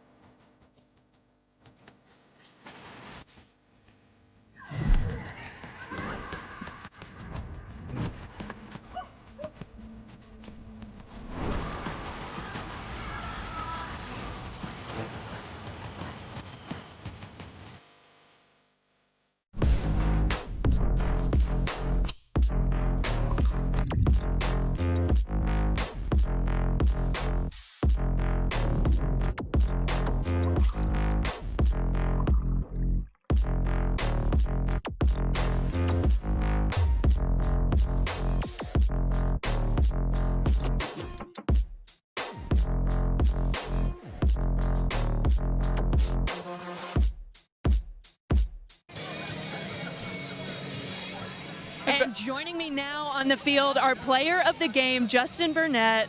3 goals, 3 blocks, and some of them in heroic fashion. How are you feeling after this one? Feeling good. Really glad that we were able to get out of that third quarter slump and, bring back some energy at the end. So it just feels good to get a win on the road. All right, and what are you most excited about this season for the Wind Chill? Next game, Chicago, getting 2-0 on them. That's the goal right now. That's what I'm excited about. All right, you're not spending much time celebrating tonight. All business for tomorrow, huh? Yeah, on a doubleheader on a road trip, you can't waste time kind of thinking about and congratulating yourself. You got to get ready for the next game. So that's what we're going to do. You know, we're happy about this. This is awesome. We'll celebrate when we get home, but we still got more jobs to more to do. Well, congratulations on the win. Congratulations on being our player of the game, and good luck tomorrow in Chicago. Thank you. Thank you. Sending it back up to John in the booth. All right, thanks a lot, Kelsey. Yeah, so the Justin Burnett getting it done. As she mentioned, 3 goals, 3 blocks, 90 receiving yards for him, making a lot of defensive plays as well. So it is your final score, Minnesota 21, Indianapolis 13. One quick check of the final stats before we put a wrap on this one. It was basically, this game came down in a lot of ways to turnovers and break chances. Indianapolis 22 turnovers, Minnesota with 13 of them, rather 23, excuse me, and it was 10 blocks for the wind chill. They also just converted simply more on the offensive and defensive lines. Red zone, they were just simply better. Completions, a little bit better. And the other thing, too, for Indianapolis, break chance, they were just 2 out of 15 on break chances to Minnesota's 10 of 23 at 43%. So a look at the final stats. The Minnesota Wind Chill win it again. They have won 12 straight in the series against the Alleycats. Alleycats still looking for their first win over the Wind Chill since 2019. Minnesota 2-0, Indianapolis 0-2. The Alleycats try to regroup in 2 weeks when they play Chicago. We'll be back here at Kuhn Stadium to bring that to you. You've been watching Ultimate Action on Watch UFA TV.